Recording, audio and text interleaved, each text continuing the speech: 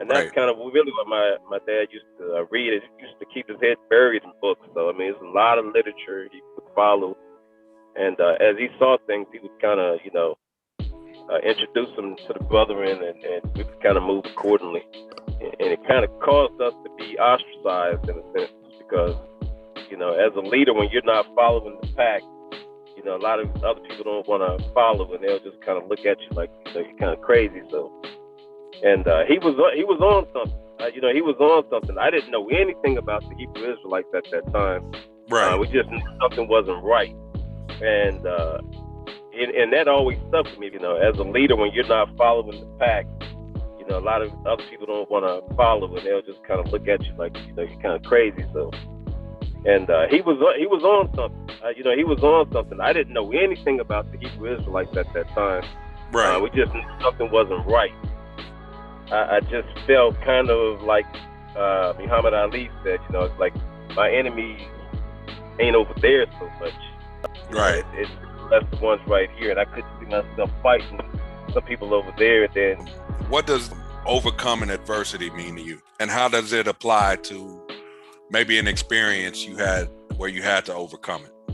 Constantly, I think that's really been a lot of my life, though. And I mean, to me, I think the name kind of self-explanatory, man. And I'll tell you, one of the songs that I listened to, man, that song that you wrote, man, it's like my motivational song to kind of get it going, man. Is I Won't Stop, man. It's like that whole beat, that whole vibe put me in a place, man. It just tells, just puts me there to be relentless, man.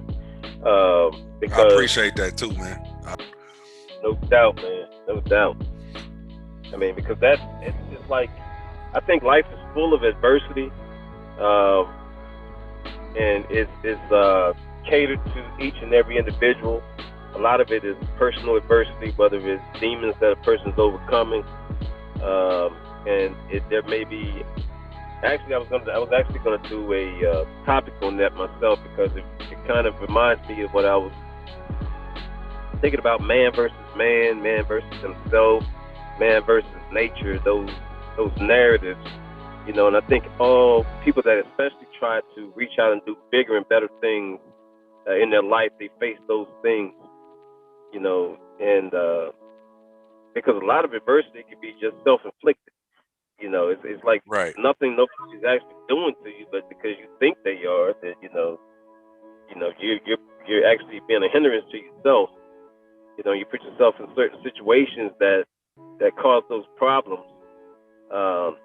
So that's part of it, but at the same time, you have to overcome that. But then at the same time, it's like I said, sometimes people are, of course, you have enemies as actually outside forces, but I don't think a person can really stop a person that really wants to do what he wants to do.